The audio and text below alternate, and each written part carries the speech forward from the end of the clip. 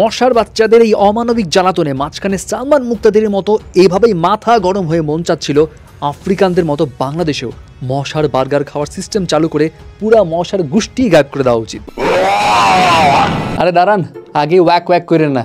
আপনি কি জানেন এই মশার বার্গারে বিফ বার্গারের থেকেও 7 গুণ বেশি পুষ্টি আছে? আর এক একটা বার্গার বানাইতেও লাগে নাকি 6 লাখেরও বেশি মশা। উফ, এত মশা দিয়া বার্গার বানাইলে তো মশার বংশ আরামসে কিল্লাফতে হয়ে যাবে ফর শিওর। তো যেই ভাবনা সেই কাজ, ইন্টারনেট ঘাটাঘাটি কইরা কিভাবে কি করা যায় এসব কিছুর প্ল্যানিং যখন শুরু করছিলাম, ঠিক তখনই একদিন মশার প্রতি আমার এই কঠোর হৃদয় নরম করে দিল সোশ্যাল মিডিয়াতে মশার কয়েকটা হৃদয় বিদারক পোস্ট।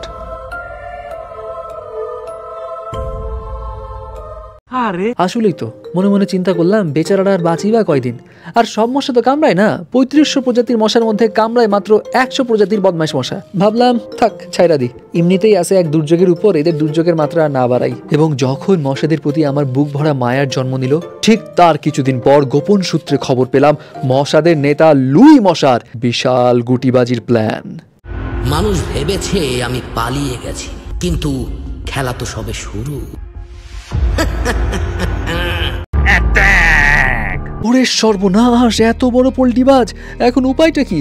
কারণ যত যাই বলি ওই বার্গার বানায় খাওয়া তো আমাদের পক্ষে সম্ভব না।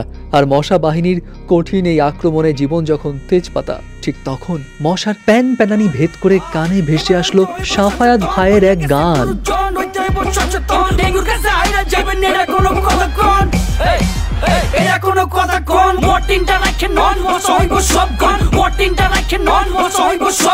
আই শাবাশ, পাইছি এবার হাতিয়ার। এখন দ্বীপ জলের মতো বুক ফুলায় বলতে পারবো।